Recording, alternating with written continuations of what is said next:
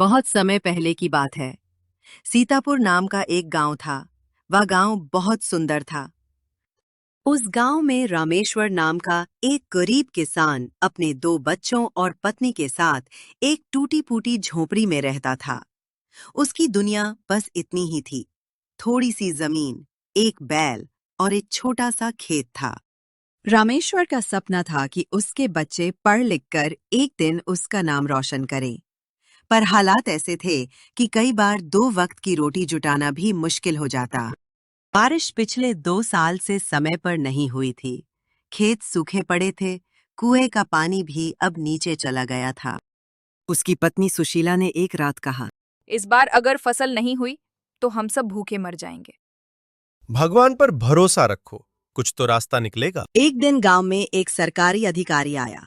उसने बताया कि सरकार की तरफ से किसान सुधार योजना चलाई जा रही है, जिसमें नए बीज, खाद और सिंचाई की सुविधा दी जा रही है। इसके लिए आधार कार्ड और जमीन का दस्तावेज चाहिए, अधिकारी ने कहा। रामेश्वर के पास जमीन थी, लेकिन दस्तावेज नहीं। उसके पिता ने जमीन बिना किसी कागजी प्रक्रिया के छोड़ी थी। फिर वह पटवारी के पास जाता है।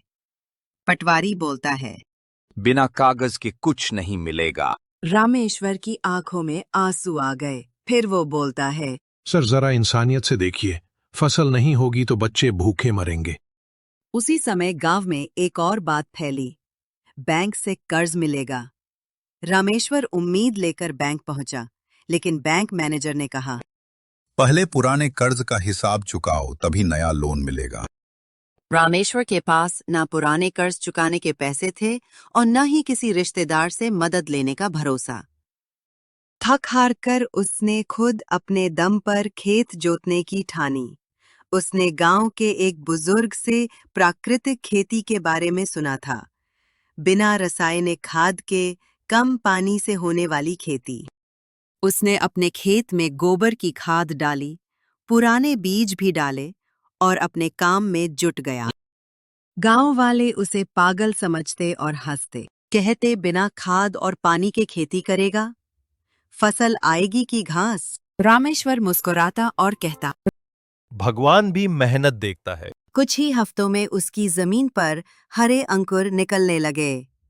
उसकी मेहनत रंग लाई। उसका खेत हरियाली से भर गया। वह बहुत खुश हुआ।